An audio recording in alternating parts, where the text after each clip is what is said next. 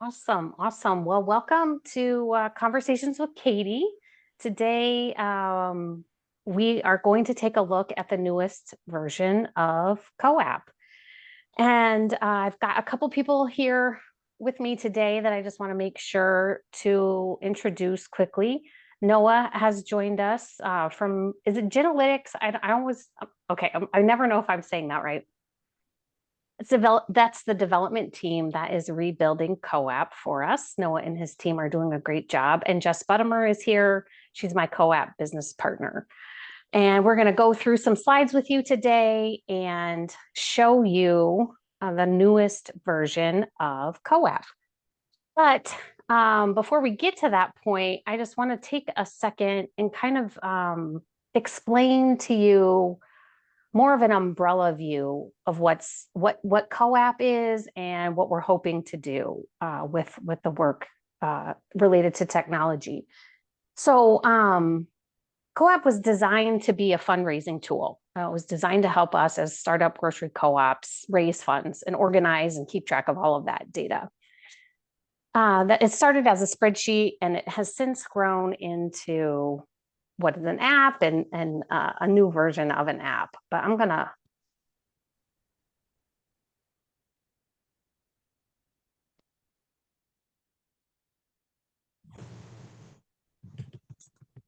Okay, so now I don't have this echo in my head, which is much better.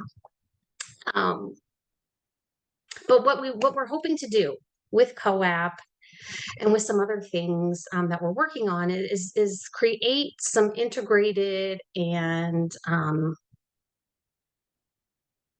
thoughtfully designed technology tools to help us do the work that we do. Co-ops are wonderful organizations. We are innovative and thoughtful and community based, but we often don't have the support of technology. There are lots of industries that have lots of tools available to them, and unfortunately, our industry does not have those kinds of tools. So, CoApp is one of the tools that we're hoping to introduce to you all to give you some of that support that you need. In addition to that, if you've been paying attention to my newsletter or perhaps participating in other conversations that we're having, we're hoping to build a startup grocery cooperative website template as well. So that means that as a co-op, if you're organizing and you need a new website, you can take this template off the shelf to create and start your website. Just like if you were a bakery, you could pull a template off a platform and have a website template. So we're building these tools so that there's an integrated ecosystem for you so that you have what you need. So just setting that kind of stage before we get into the meat of CoApp, but really is kind of exciting. It's not kind of exciting, it really is exciting. It's wonderful to think about our industry and what we can accomplish if we have more efficiency, if we have better tools in our toolbox. And that's what we're hoping to do today. So I'm going to go through some slides with you, and then I am going to show you a demo version of CoApp, the new version of CoApp.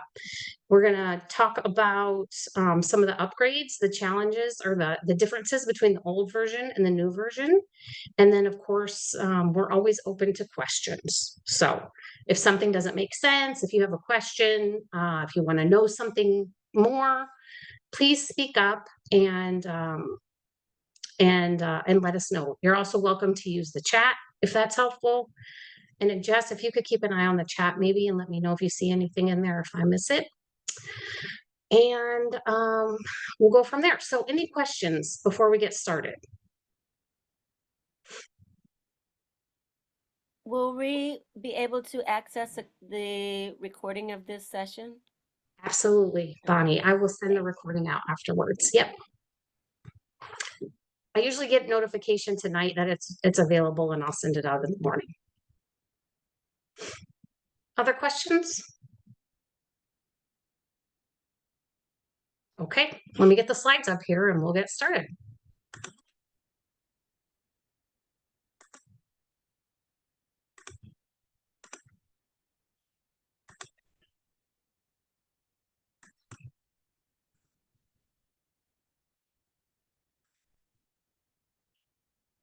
Okay, so as I mentioned to you, CoApp is a fundraising tool that was built out of necessity.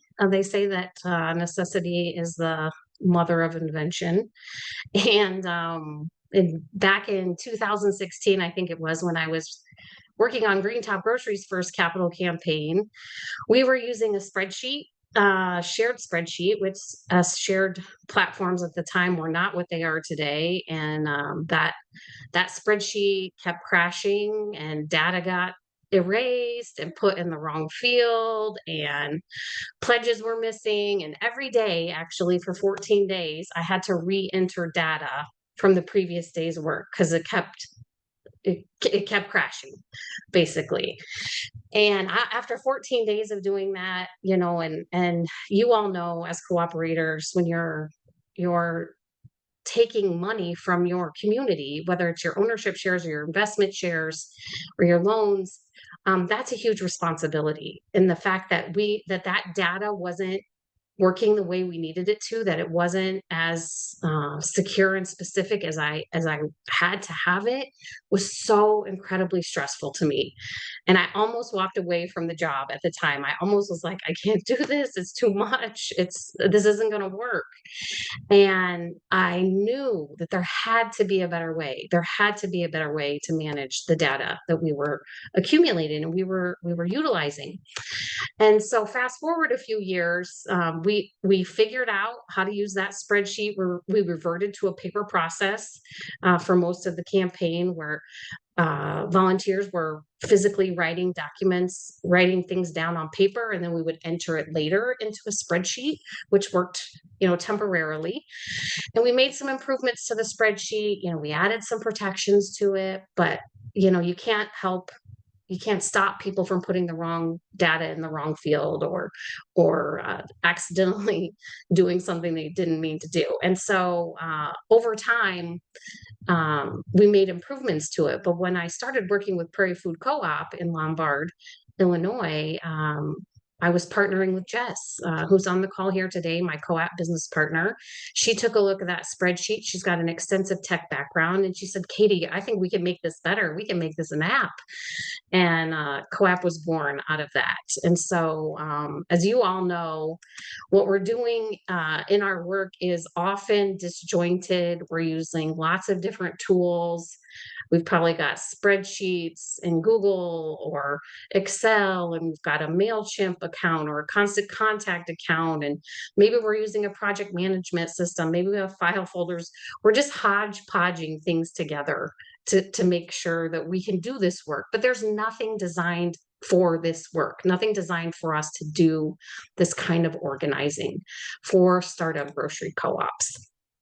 And that's really why we built CoApp, because we need something built specifically for us. And CoApp is designed specifically for each co-op. It's individualized, it's customizable, it's very user-friendly, it's very simple. It's designed specifically to do the work we do. It doesn't have a bazillion bells and whistles that we'll never need, and it doesn't charge us for those bells and whistles that we're not using either. So it's quite affordable when you compare it to the other items on the market or the other options on the market. Speaking of those other options on the market, what we're finding when we're talking to co-ops is that they're looking at Nation Builder or using Nation Builder, HubSpot, or City CRM as the options for contact management system. Now, these systems, none of them are designed to track ownership or investments. So that's a pretty significant thing, that you can modify them to track ownership investment. You can modify Nation Builder, City CRM, or HubSpot, but it's not designed to do that. And likely, if you do that modification, you're going to have some external process as well. So you're going to have some things happening in that system, some things happening outside of that system, and that gets cumbersome and complicated. Those systems aren't built on cooperative values. Of course, CoApp is. We include customization and setup with CoApp. We do track ownership. We do track investments. It's extremely easy to use, and it's quite affordable. The other cool thing about CoApp is that we are collecting data.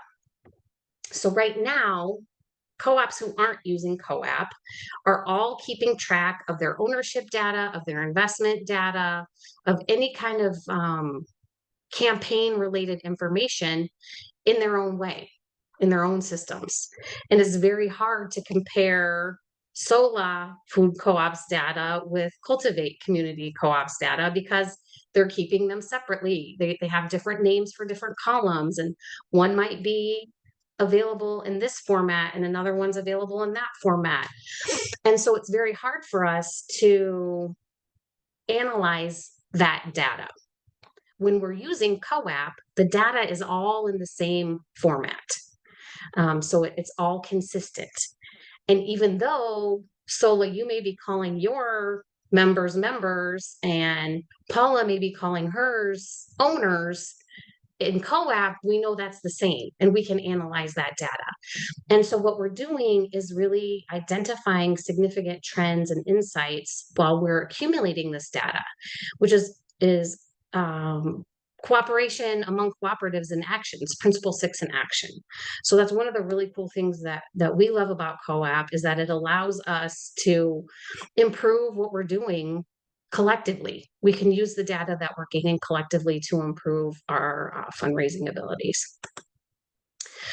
We've got 5 co-ops that are using CoApp, and they're telling us that they love it, that they couldn't have done their campaigns without it. Volunteers who aren't using CoApp aren't as successful as those who are, and it's smooth like butter. So eventually, we'd love to make CoApp available to everyone for free. And we would like to talk with you a little bit more about pricing and that kind of information a little later. But before we get into the meat of CoApp, I do want to let Jess tell you a little bit about herself. Jess, I'm assuming you're still on here. There you are. I didn't see you. Yeah. If you'd like to tell us a little bit about you and your involvement with CoApp. Yeah, so I am in the western suburbs of Chicago, and my co-op is Prairie Food Co-op in Lombard, and we started organizing it in 2012, and I joined in 2015 and served 2 board terms and helped with the capital campaign, which is where I met Katie. And we have an opening date of July 9th of this year. So we're super excited to finally be on that precipice. Yes, yes, yes. And my background is in kind of keep circling organizational behavior, psychology, and technology. So I did for a while, I was a programmer of customer relationship management systems for a financial firm. And then I went and got my master's degree in what was it? Human computer interaction, which means I do user research. I'm doing that now for a mental health company. We're making an AI product to help people with anxiety and depression. I just really love technology, and I love dabbling with things. So I was able to put together our first version of CoApp with a little elbow grease and Katie's fine guidance. But we're really excited to be able to show you this new version because I believe it's quite a bit better. So Awesome. Thanks, Jess. I'm going to share with you now what CoApp looks like today. And how many of you if you have seen a demo of CoApp before, raise your hand. Adam has, oh yeah, 2, 3, 4. Good, good. A good number of you have seen it. But this, if you haven't seen it, this is the new and improved version of CoApp. And I'm going to stop sharing my screen here for just 1 second and make sure I'm sharing the right thing. And while I'm doing that, and a couple of you on here are current CoApp users. Rooted Carrot is using CoApp. Prairie Food has used CoApp. And Purple Carrot. Yeah, Stephanie's nodding her head too. Yes, yes. Okay, so here we go. Now I'm in the right spot. Okay, let me get back to share.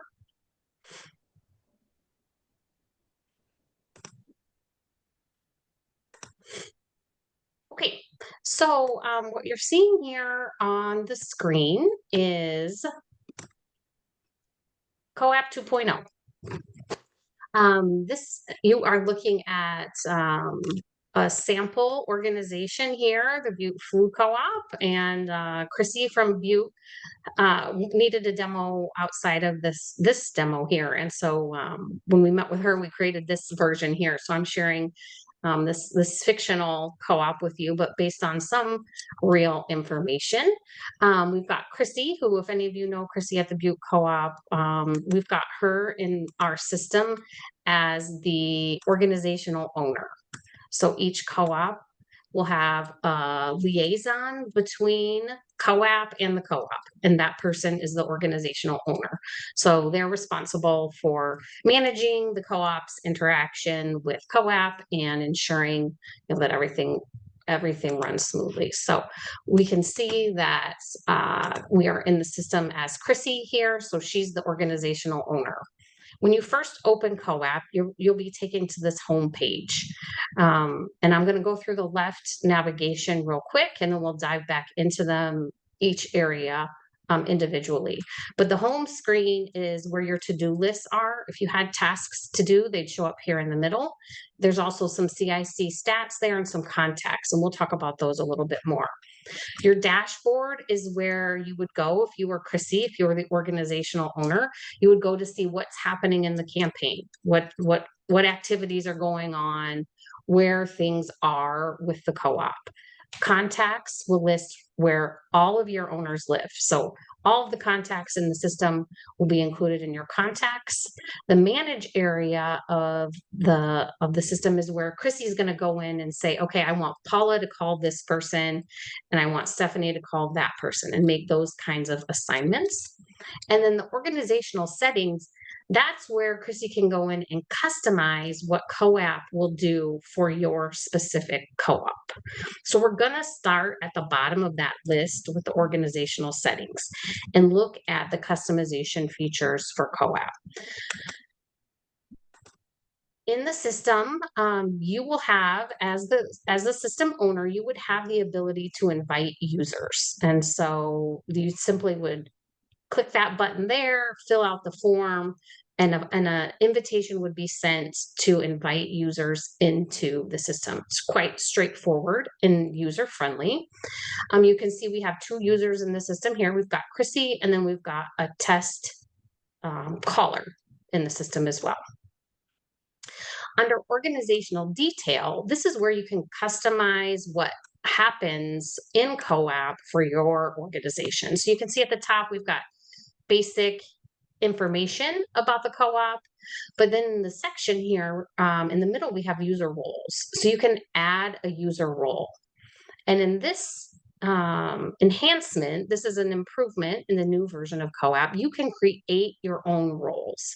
So if you have folks who are serving as callers and closers, as we do in this case, you've got callers and closers, or you might separate those out and have a role for callers and a role for closers.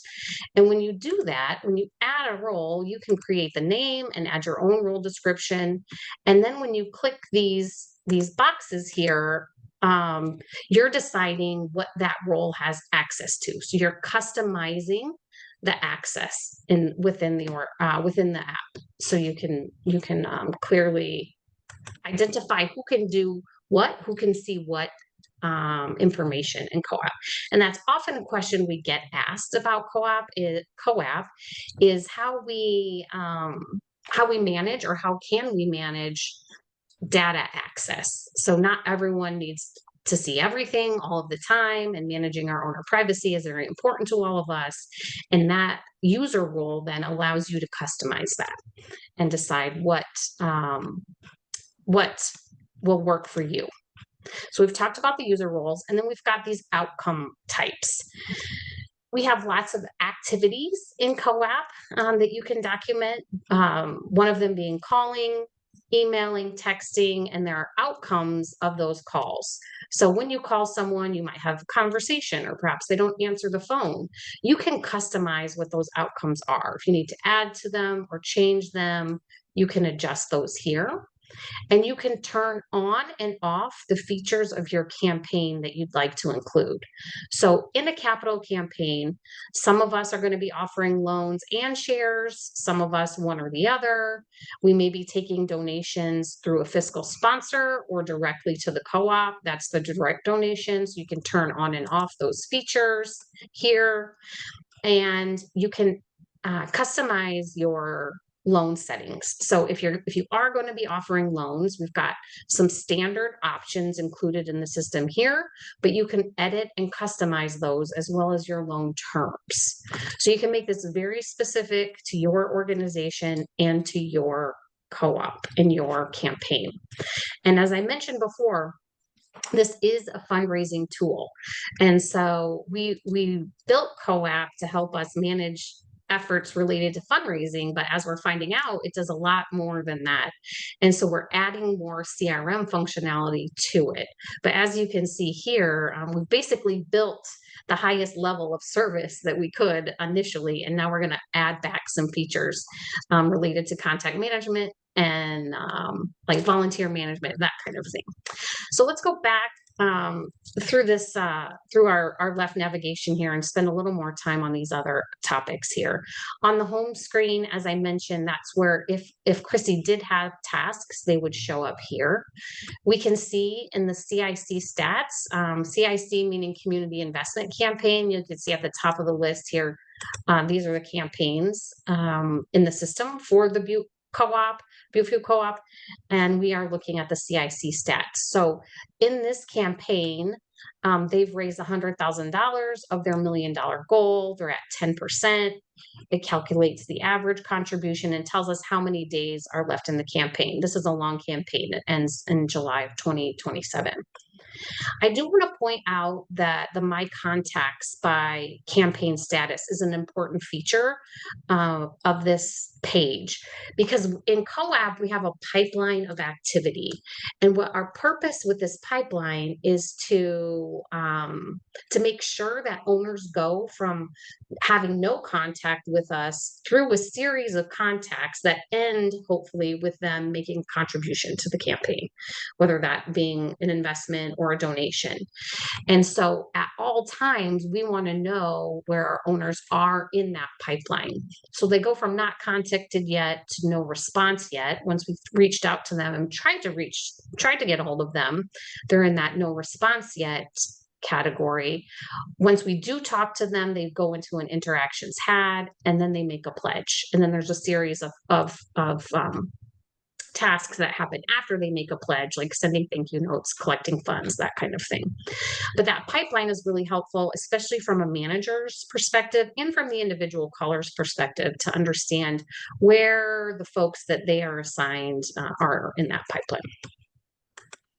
Dashboard is a great feature that enhances some of the stats that you will see on the previous page. So this first box here is the same box that we saw previously, how much we've raised, what our average is. And then we've got campaign activities. You can see campaign activities by week. So you can see that there were 21 activities the week of the 7th. So far, there are 4 activities, and somehow we have an activity in the future. But we have stats by campaign. And so this is the same view that we were looking at before. And we can toggle on and off if you want to see your specific stats as an individual, or if you want to see the entire organizational stats. You can turn those features on and off. This box here totals our pledges to date. And then this section here is going to document as pledges are collected, where we are in that process. So once we receive checks, we'll start documenting them as received, and they'll start showing up as payments. Katie, The this is Mindy. Can I ask you a quick question? yes, Mindy, On please. this screen, is this just maybe more the previous one, but is this just people Chrissy has contacted, or is this for the total campaign? So for Yeah, like that information, is that it says my activity count, is that for everything that's being so if campaign, or is it just for Chrissy? yeah, good question. So the green is all activities. If there were orange activities, those would be specific to Chrissy. Thank you. So Chrissy hasn't had activities yet. So we're only seeing all campaign activity. Good question. Okay, so now we're looking at the contacts tab. We've got all of the contacts in the system. We've got some famous people here that are members of the Butte Food Co-op. And in this area, we can import contacts here, and we can also export our contacts. And this is an important feature. I think this is something we've heard from lots of co-ops that would be very helpful for them to be able to do in a more streamlined fashion. So you can now export your owner data in lots of different formats.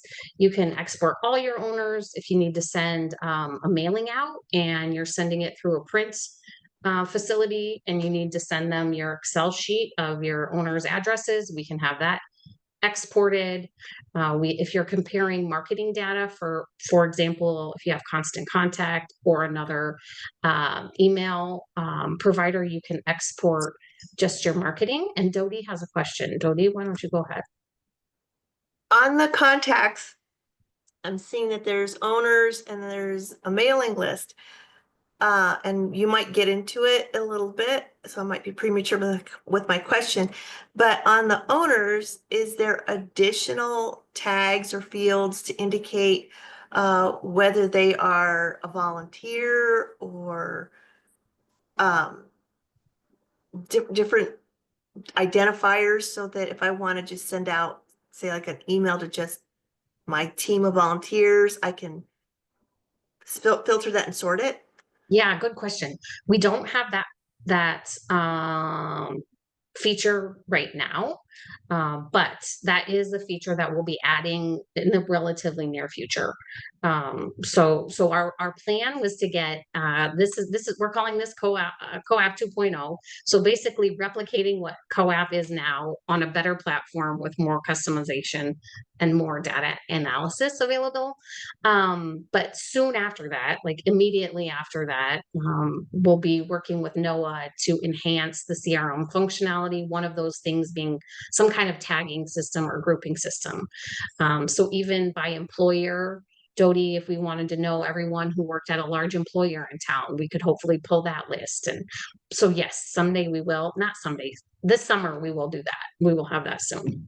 Oh, that'd be great. Because I just, in my mind, I blanked before, but also be great to have their business name and like what kind of business they're in. So when we do, say, like a fundraiser, I'd love to be able to look in the data and find out of all of my owners, who are my caterers, who are my, Right. Those kind, so that then I can then send a specific message to just those people, say, who would be available, would want to contribute to help us pull off, Sure. say like all you can eat spaghetti night fundraiser or something. Absolutely. Right now, I don't know who I don't know who our owners are. Right. Yeah, that would be so helpful. That's really great to know. Thank you. And I'm so glad Noah's here because he's hearing what you need directly. So when we're building it, he'll know exactly what we'll be using that kind of data for. Other questions? Yeah, Paula. I was just wondering, I'm sure you probably have it, where partial shares versus full fair share. Yeah, we do. So we can absolutely specify partial payments and ownership status. And when we look at the dashboard, there's a membership report. I didn't click on that, but this membership report will tell us when folks join the co-op. So, you know, if we entered data in here from the last 10 years, for example, you'd see how many people joined each year and then for future years. And then we have contacts by status. So in this instance, every owner in the system is an active owner, but we have active, partial, future, lots of different statuses, and that's another customizable feature of the app that you'll be able as an organization to specify which of those types of ownership status you want to include. Great questions. Other questions before we keep going? Okay, so we looked at contacts, so that we've got this export feature. You can also add contacts individually, you know, just simply by clicking on add and populating the data there. So that's pretty straightforward. Under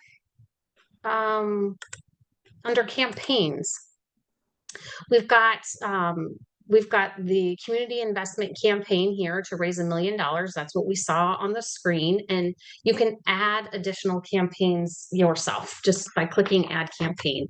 And this is helpful, for example, when you're having a silent phase of your campaign, or when we've added CRM functionality, which we don't have now, you might have a campaign to invite everyone to your annual meeting. And so you're making phone calls to invite folks to your annual meeting or your event.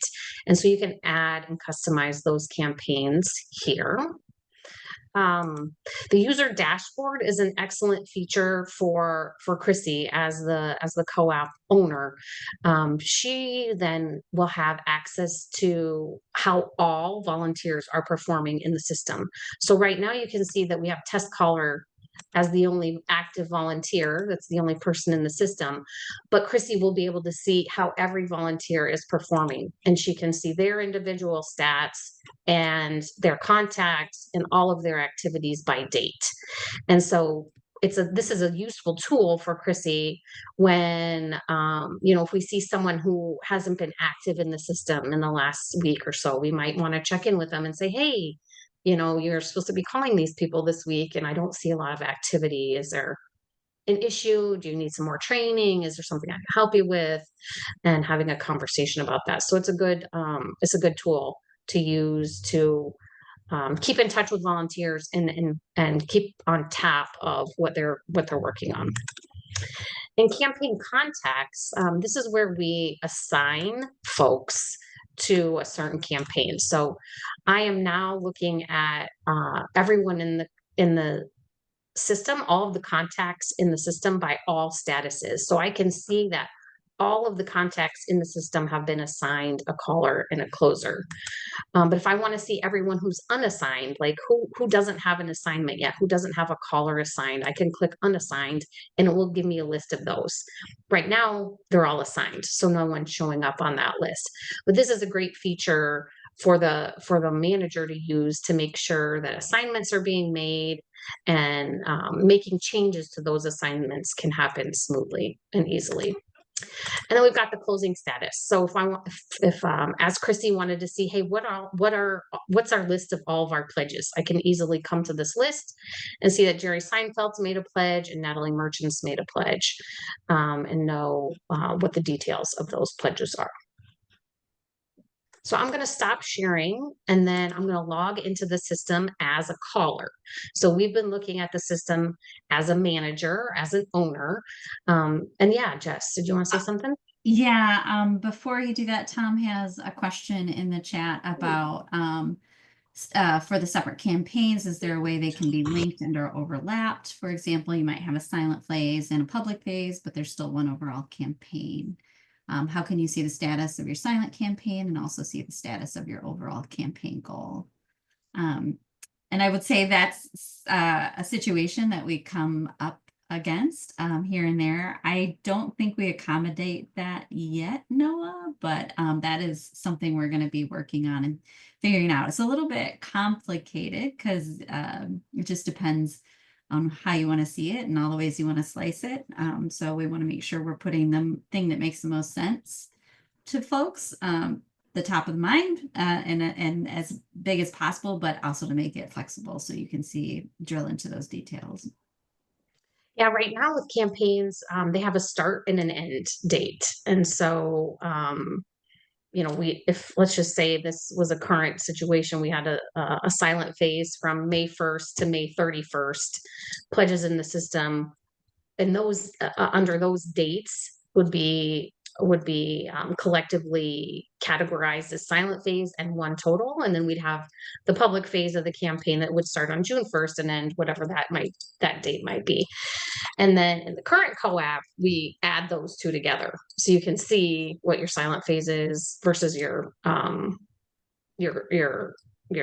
public phase and what the total is together. So the new version will accommodate that as well, but probably, Noah, I think more eloquently, more streamlined. He's nodding.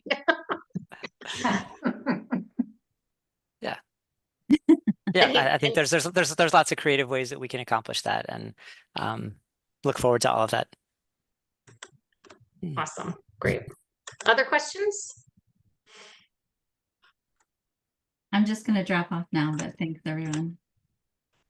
See you, Jess. Thanks for joining us. Okay, so now I want to show you what this looks like from the caller's perspective. So I have logged into the system now as test caller. So you can see I'm a caller closer here. I'm looking at the home screen. So on the home screen are my tasks. Tasks that are overdue turn red, so that it alerts me like, hey, this is something I need to focus on right away. Tasks that aren't due yet are in black. So you can see I don't have to call Hermione until May 21st. That one's black, but I should have called Mickey and Donald yesterday. So that is red. The same stats are available here that were available to the manager, to Chrissy. So we can see how much we've raised, what our average is. And here, when I'm looking at my contact count, Mindy, to your question, this is my specific count. So of the people assigned to me, this is where they are in the pipeline. And you can see here that I have 2 people I haven't contacted yet. I have 1 person I haven't had a response from, and I have someone who's made a pledge. And then I've got someone who's made a packet and someone that I don't want to contact or don't need to contact anymore.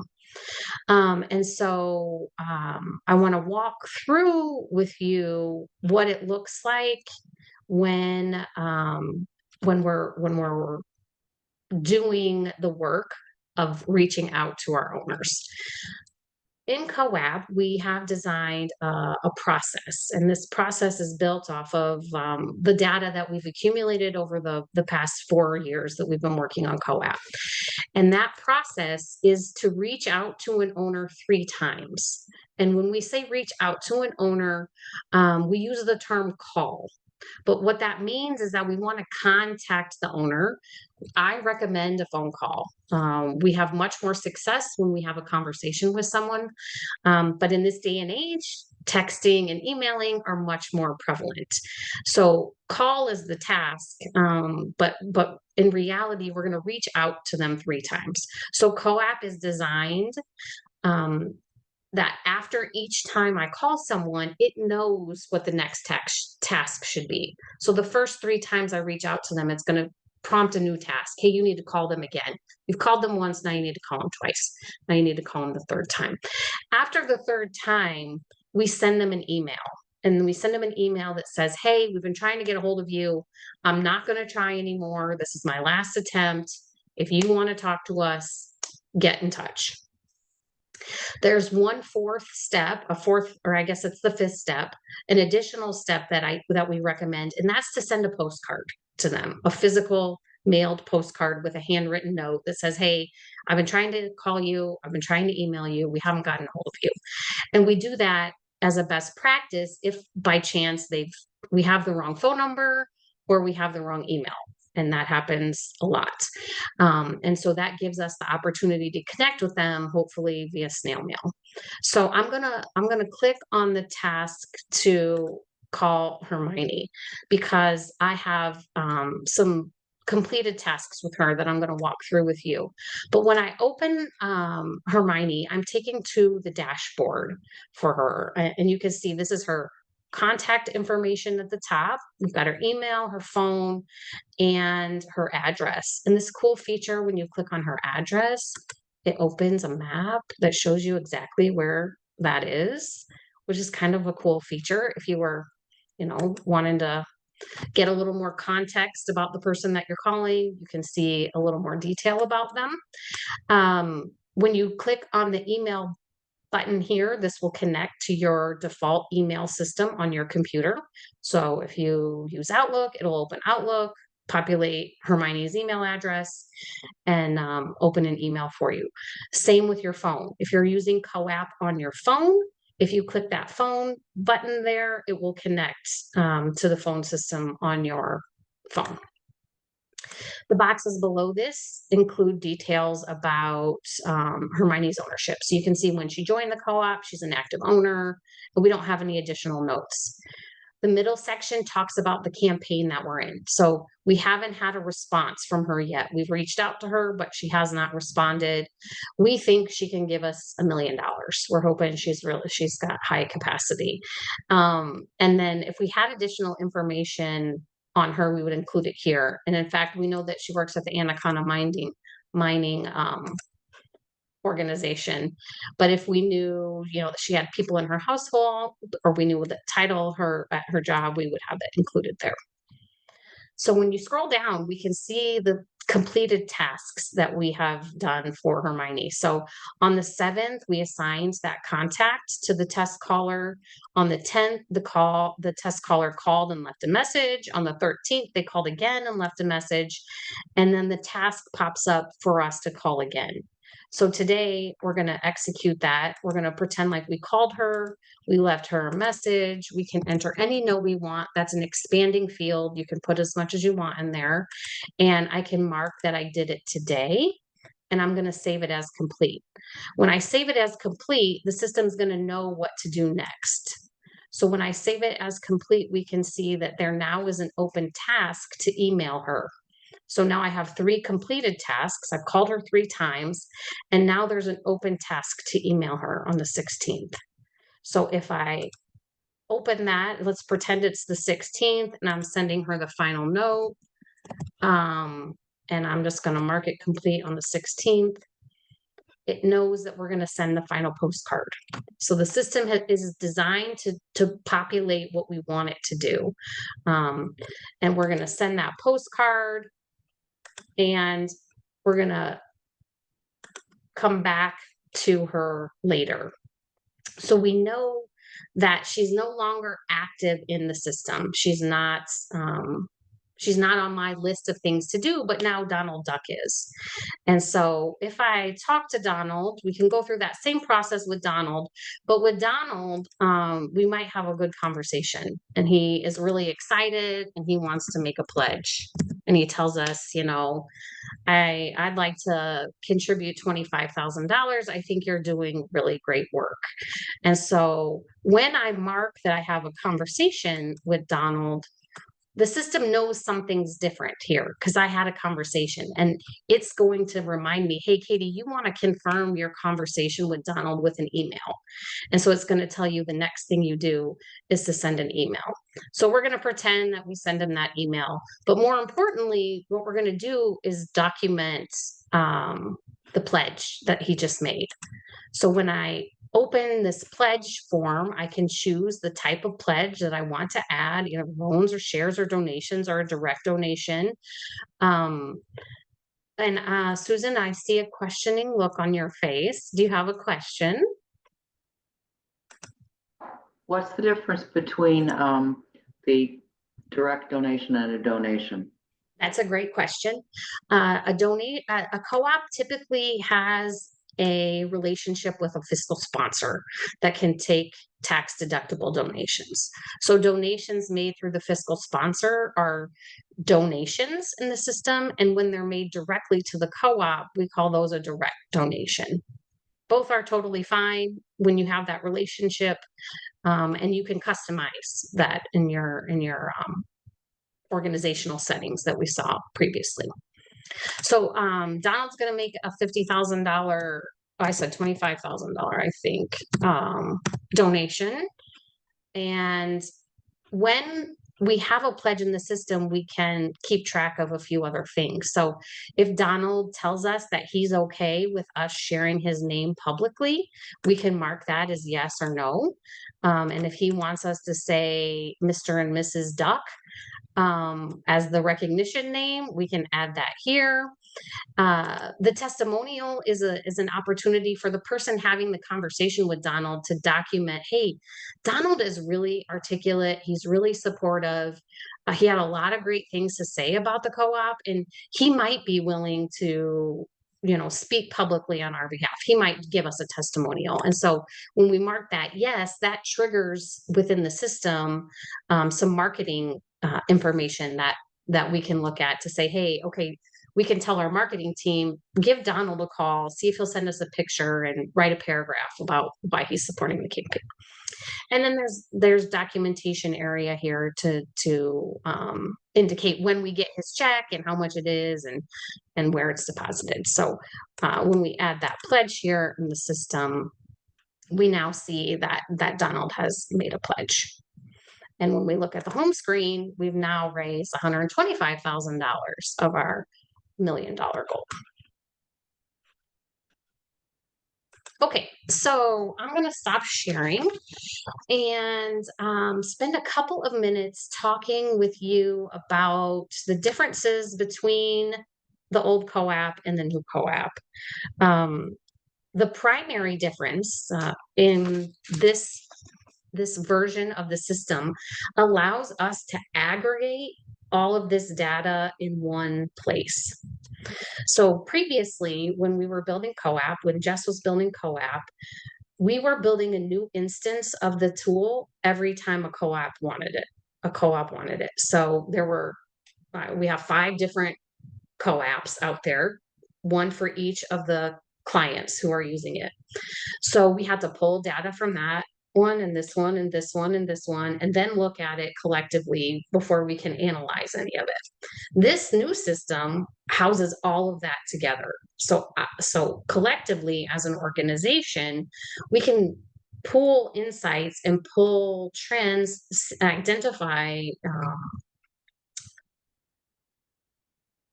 best practices by simply looking at a report that pulls all of that data collectively. So a lot of the improvement that will benefit us collectively is kind of invisible from the co-op's perspective, but is certainly valuable in the tangible results it'll give us in terms of data analytics.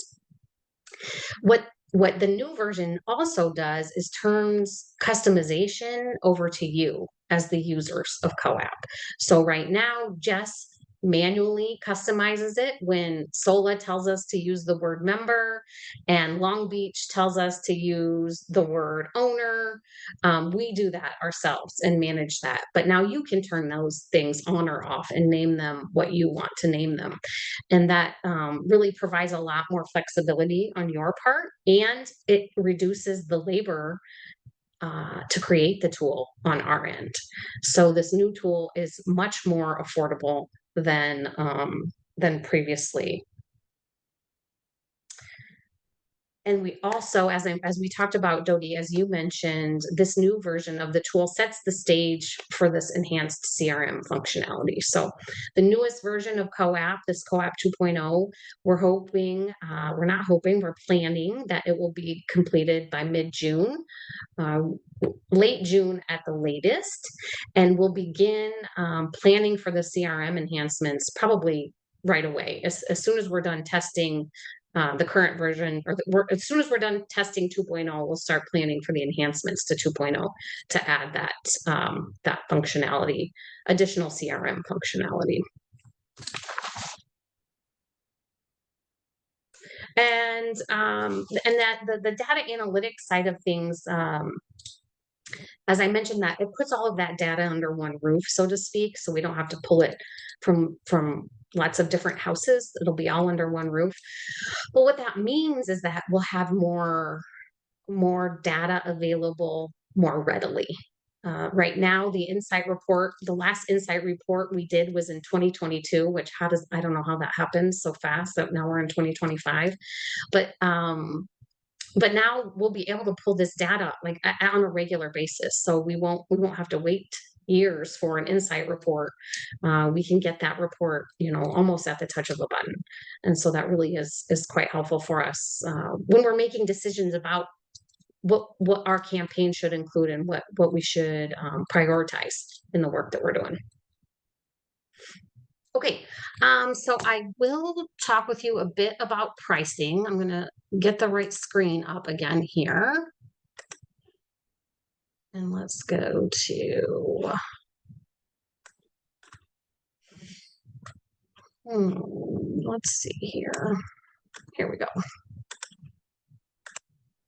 So as I mentioned to you before, we're hoping, actually I want to do that and then do this.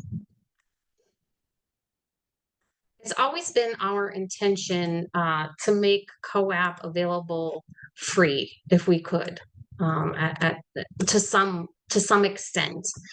And so the current pricing structure that we have identified here has 3 levels of service. The first level is free, and the intent there is to get co-ops to use this in their early organizing so that their data is in good shape from the very beginning. Because when you start to raise money, if your data is not in good shape, you really have to start from scratch and do a lot of work. So with the free version of the system, there are 5 users included, up to 250 contacts in the system. That the free version does not include importing of contacts, but it does include some training. And of course, you'd have access to the insight report. It does not include investment tracking or any kind of integrations. And what we mean by integrations are that we can connect CoApp to other systems. So if you have an online application system to join the CoApp, we can connect CoApp to that so that those things happen seamlessly, that when you fill out the form on your website, it automatically populates in CoApp. Or if you use DocuSign to sign documents, that's an integration that we can include there. An electronic pledge form for donations or investments is not included.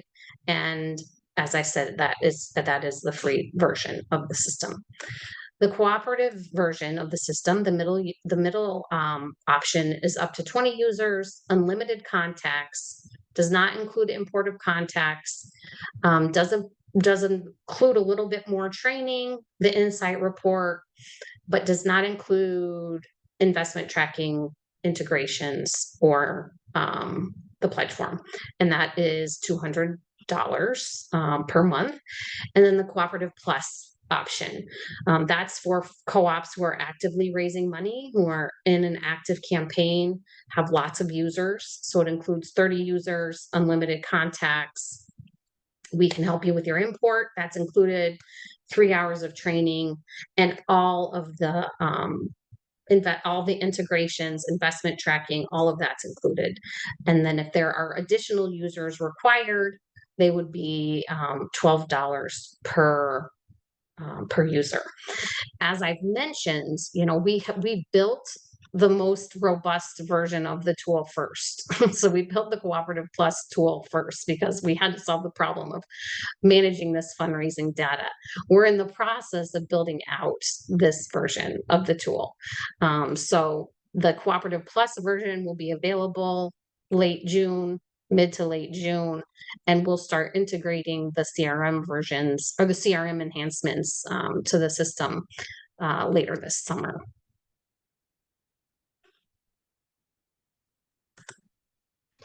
Okay, questions?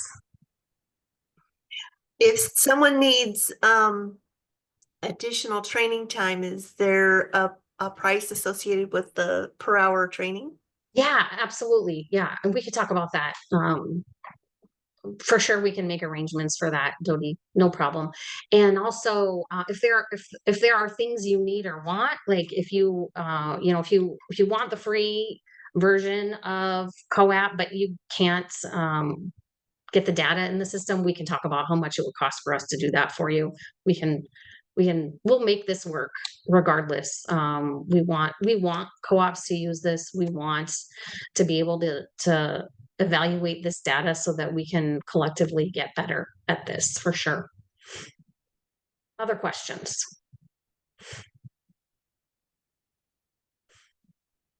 I have a question.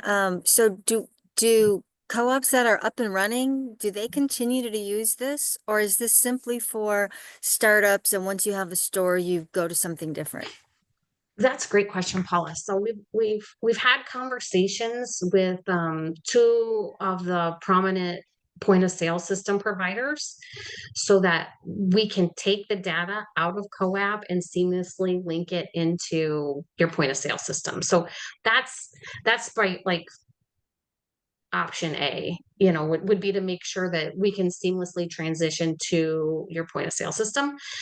Option B, which I'm more in favor of, would be to expand the use of CoApp once your store is open so that it can do more for you than what it does now.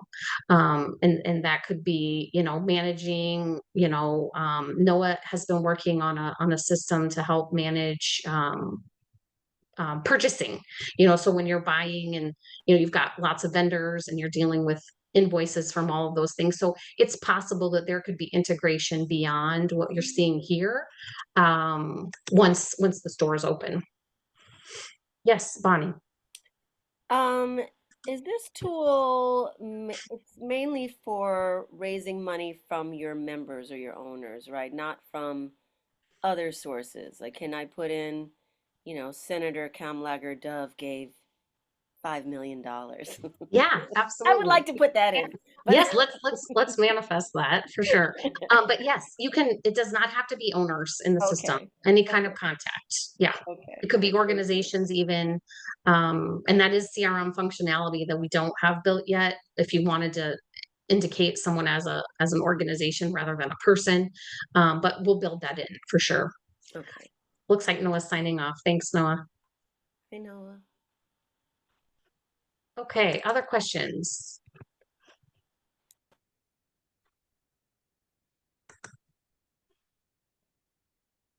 Okay, well, I appreciate you all taking the time to look at this newest version of CoApp. We're really excited about it. It really is amazing to me. Whenever I see it working, it really is amazing to me that we can do this and so much better than we did it 10 years ago. It's so much easier. And it's hard for me to explain and relay that, the headache and trauma of that first spreadsheet, and the fact that we have what we have now is really quite a miracle if you ask me. And I appreciate you taking the time to look at it with me. Thank you so much and Thanks. congratulations. Thank you. Yeah. Yeah, it looks really Congratulations. good. Yeah, Thanks for the exactly. update. Yeah. Just in time. We can use this. Yeah. Awesome. Yay. Yay. Yeah. Awesome. Well, I'll send the recording out. Feel free to share it with others within your organization if you'd like to, and follow up if you have any more questions. Okay. Thank you. All right. Thanks. Take Bye. care.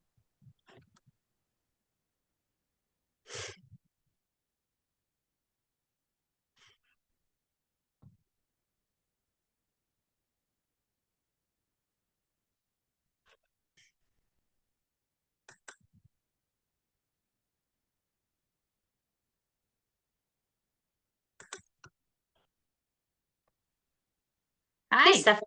How you doing? good. We have our meeting tonight? Yes? Ooh, yes, we sure Okay. do. Okay, and this is the same link. Yes, it is. Okay, Yep. so if you want to stop recording, so it Oh, yeah, doesn't, good call. get added on to your great presentation on the new Right. CoApp. Well, we don't have to record all of this, do we?